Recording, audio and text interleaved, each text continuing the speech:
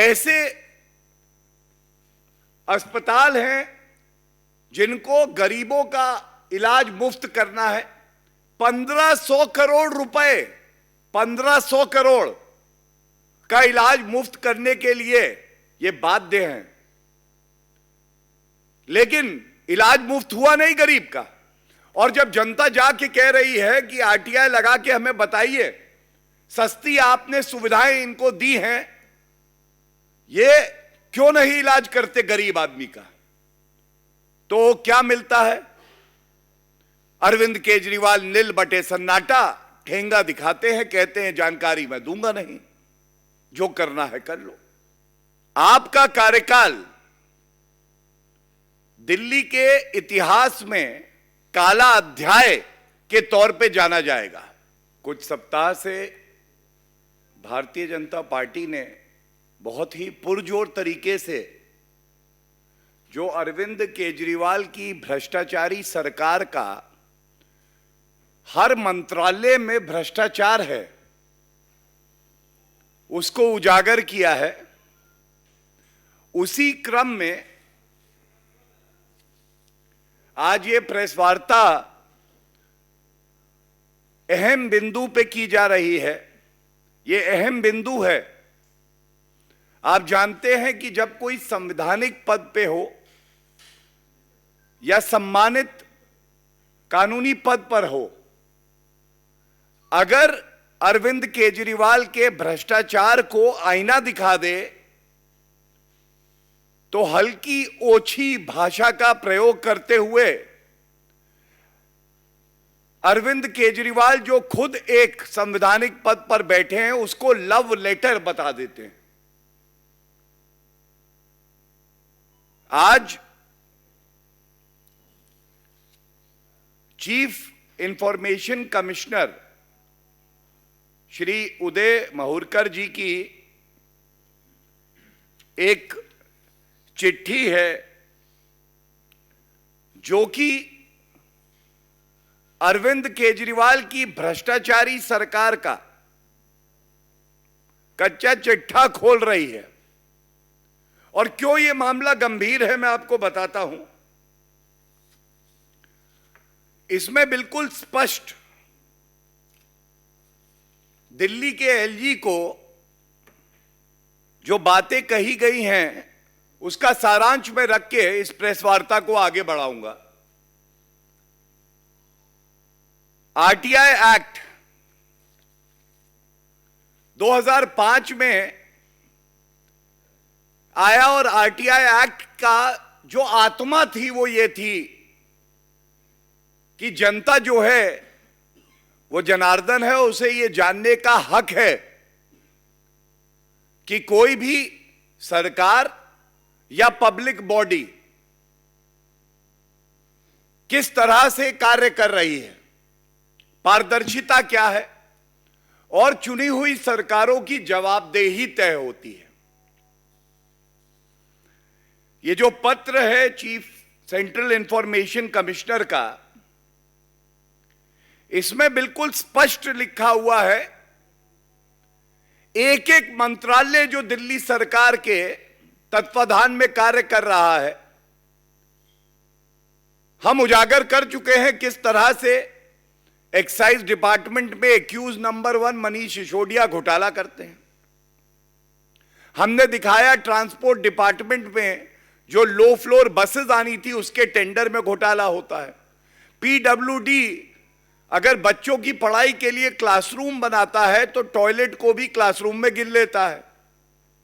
जनता जवाब मांगने जाती है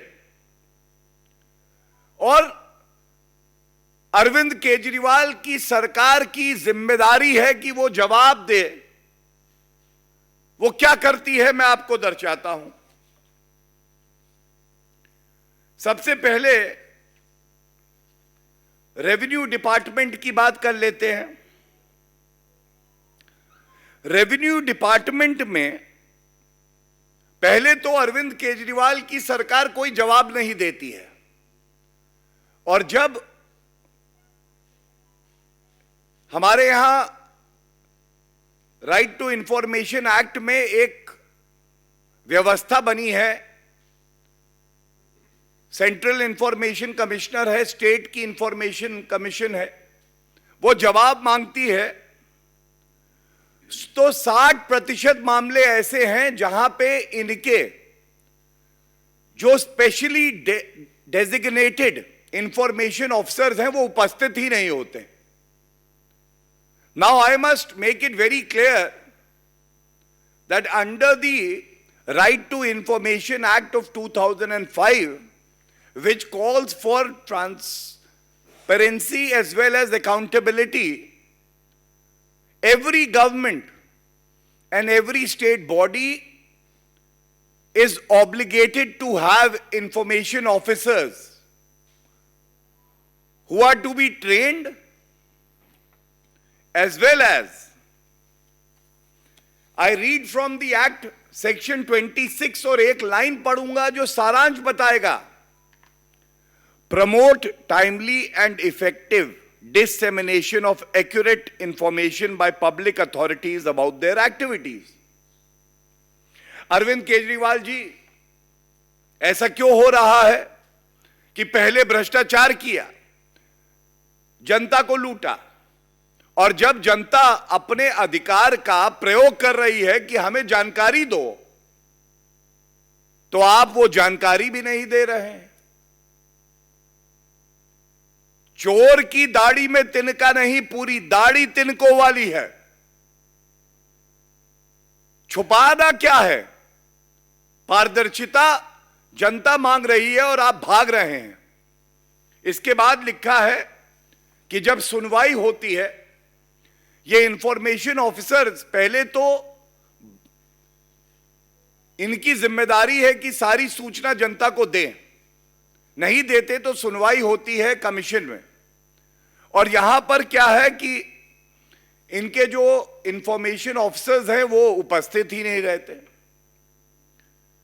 और जो सबसे बड़ी बात रेवेन्यू डिपार्टमेंट में आई है, और सारे मंत्रालयों का उदाहरण मैं पेश करूंगा इसी पत्र से जो तथ्य आए हैं, जो महंगी महंगी संपत्ति है वो बेची जा रही हैं।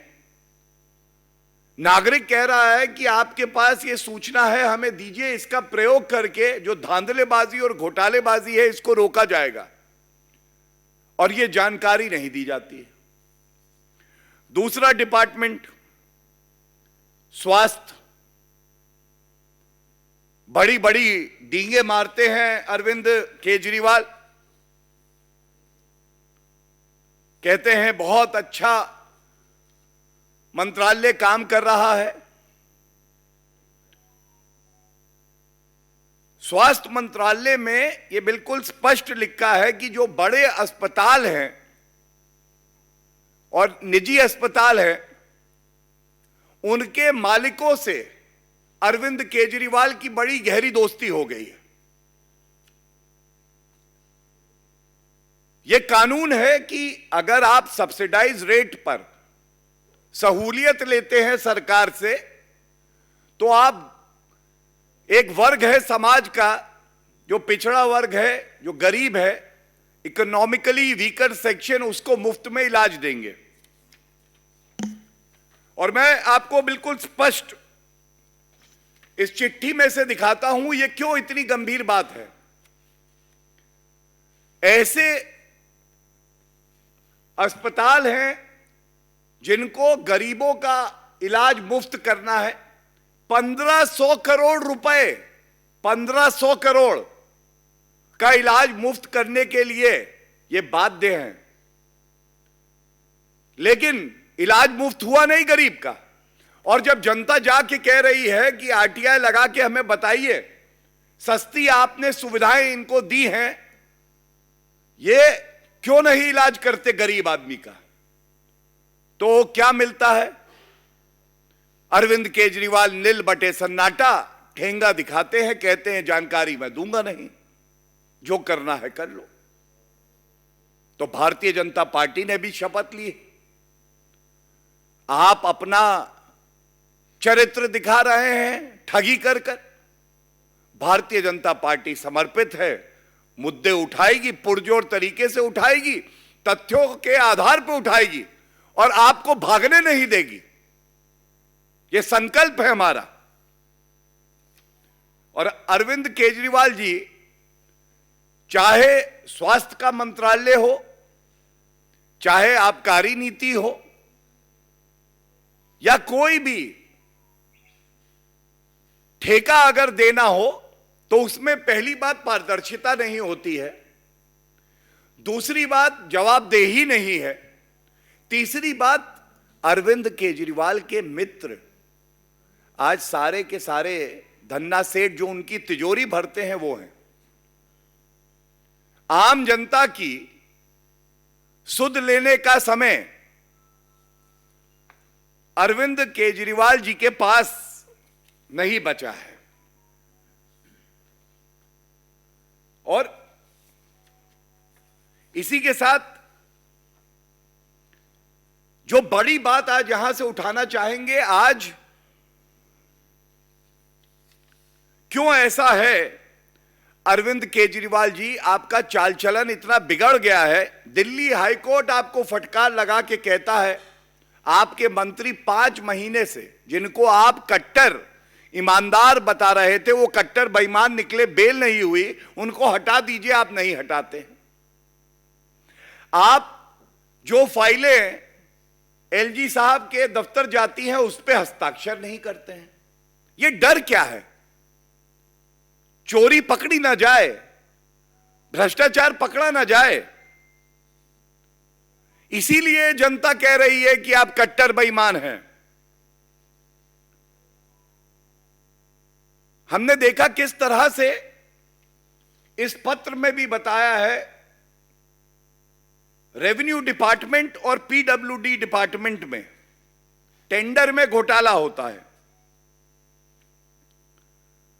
ये जो घोटाला हुआ, इससे पहले भी हमने देखा कि जब टेंडर दिए गए तो अपने ही पार्टी के लीडरों को टेंडर दिए गए, ठेके दिए गए। जानकारी जनता मांग रही है, आप दे नहीं रहे हैं। जब संवैधानिक पद पे बैठा व्यक्ति आपसे कहता है कि आपके सरकार चलाने में घोटाले ही घोटाले नजर आ रहे हैं, तो आप उसे लव लेटर बता देते हैं। जब भारतीय जनता पार्टी तथ्यों के आधार पर आपसे सवाल पूछती है तो आप इधर उधर की बात करने लगते हैं, न्यूयॉर्क टाइम्स के बारे में बात करने लगते हैं। और यह कहना आज गलत नहीं होगा, ये पंक्तियां अरविंद केजरीवाल पे बहुत सही बैठती हैं। खुद तो मंत्रालय लिया नहीं आपने, मंत्रालय गुल, भ्रष्टाचार फुल। मैं खुद मंत्रालय नहीं लूंगा, मैं तो किंगपिन हूं, मेरे इशारे पे भ्रष्टाचार होगा। Excise, transport, name the department and I will show you the corruption, Arvind Kejriwal की नई लाइन है। मंत्रालय गुल, भ्रष्टाचार फुल, हस्ताक्षर नहीं, भ्रष्टाचार हर कहीं। हस्ताक्षर नहीं करे लेकिन भ्रष्टाचार हर जगह है। मंत्रालय गुल, भ्रष्टाचार फुल, हस्ताक्षर नहीं, भ्रष्टाचार हर कहीं, जवाबदेही जीरो, अपनी नजरों में मैं हूं हीरो। यह है अरविंद केजरीवाल। और अरविंद केजरीवाल जी कुछ सप्ताह में जिस तरह से हर जगह आपकी भ्रष्टाचारी का प्रमाण मिल रहा है, आपका कार्यकाल दिल्ली के इतिहास में काला अध्याय के तौर पे जाना जाएगा। इसी के साथ इसी चिट्ठी में एक और महत्वपूर्ण बात है जो उठाई गई है और आपके समक्ष रख रहा हूं। भारतीय जनता पार्टी के राष्ट्रीय प्रवक्ता ने भी इस मुद्दे को उठाया था।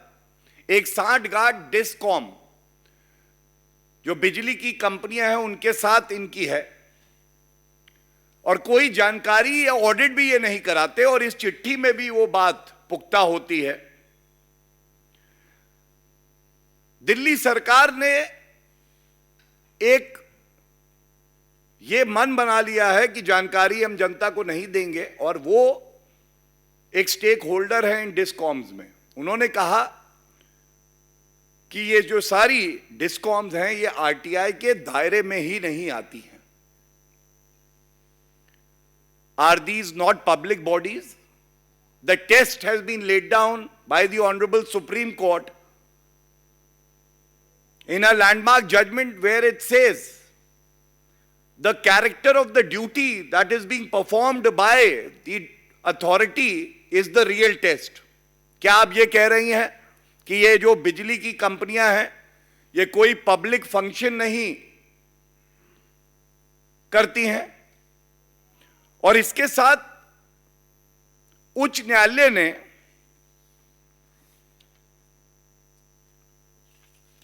एक स्टे दिया जिसपे दिल्ली सरकार को पुरजोर तरीके से कहना चाहिए था कि नहीं, हम पारदर्शिता के तरफ खड़े हैं, हमारी जवाबदेही है, जनता पूछेगी, हम सवाल देंगे, तथ्य बताएंगे।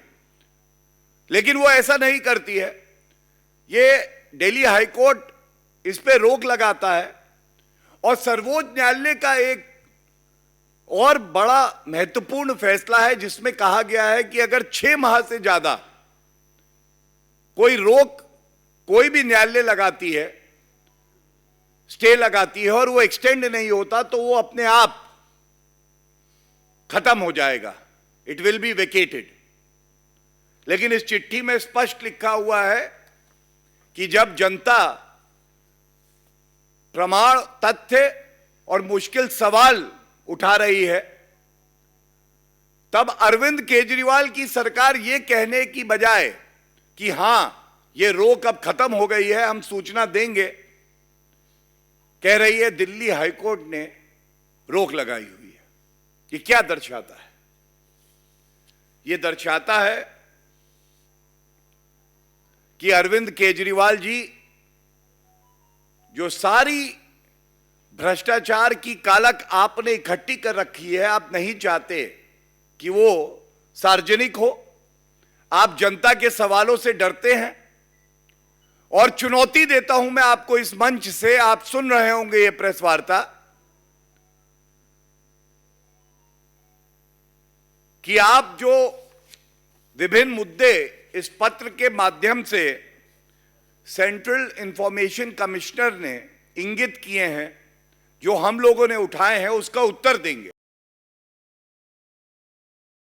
Don't treat this as a love letter. This is a letter which is asking you to be accountable and show that your government is transparent and it answers the queries of the people of Delhi.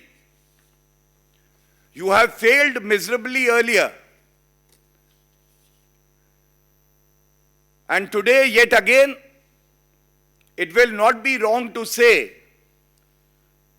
that Arvind Kejriwal is violating the oath he took under the Constitution of India to preserve and protect the laws of the country.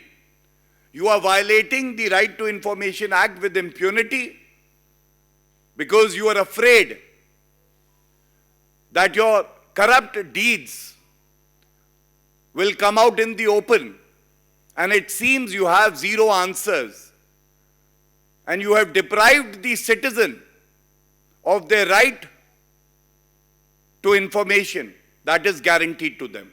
Thank you.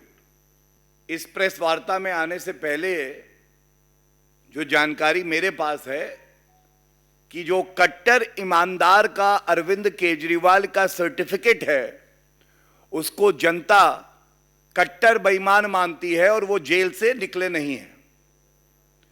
एक मामले की जो अब आप बात कर रहे हैं, माननीय सर्वोच्च न्यायालय का एक फैसला आया है, वो retrospective effect of the act हो सकता है या नहीं, और इसी बिंदु पे जो है सारे कोर्ट बाध्य हैं कि उसका पालन करें। लेकिन जो मुख्य आरोप है वो आज भी लगे हुए हैं, और केवल सत्येंद्र जैन कट्टर बेईमान है नहीं, एक्यूज नंबर 1 मनीष सिसोदिया कट्टर बेईमान, और कट्टर बेईमानों का अगर कोई सरगना है, किंगपिन है, जिसके इशारे पे कठपुतलियों की तरह ये दिल्ली सरकार के मंत्री भ्रष्टाचार करते हैं, तो वो अरविंद केजरीवाल है। The problem with the Congress party is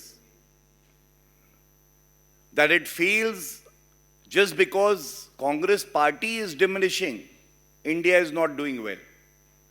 Congress party की परेशानी यह है कि क्योंकि कांग्रेस पार्टी में खुद अंदरूनी विस्फोट के कारण एक घटती हुई कांग्रेस है, तो उनको ऐसा लगता है कि भारत की अर्थव्यवस्था कमजोर हुई है और बड़े जिम्मेदारी से डंके की चोट पे कहता हूं, किसी भी विश्व प्रसिद्ध एजेंसी की रिपोर्ट निकाल लीजिए, जितनी बड़ी अर्थव्यवस्थाएं हैं, सबसे बेहतर अगर विकास दर किसी अर्थव्यवस्था की है तो वो भारत की है। ये तथ्य कांग्रेस पार्टी ना देखना चाहती है ना बताना चाहती है। अगर इस तरह की घटना होती है, हमला होता है, कानून व्यवस्था बनाए रखने की जिम्मेदारी सरकार की होती है और हर मामले में सरकार ठोस कदम भी उठाती है, त्वरित कार्रवाई भी करती है और भारतीय जनता पार्टी के कार्यकर्ता के साथ अगर इस तरह की घटना होती है तो भारतीय जनता पार्टी उस व्यक्ति के साथ, परिवार के साथ हमेशा खड़ी रही है। और एक बिल्कुल स्पष्टता से बात कह देनी चाहिए, जो भी ऐसी संस्था है जो भारत को कमजोर करने का प्रयास भी करती है, तो हमने देखा किस तरह से मजबूत कार्रवाई हुई है।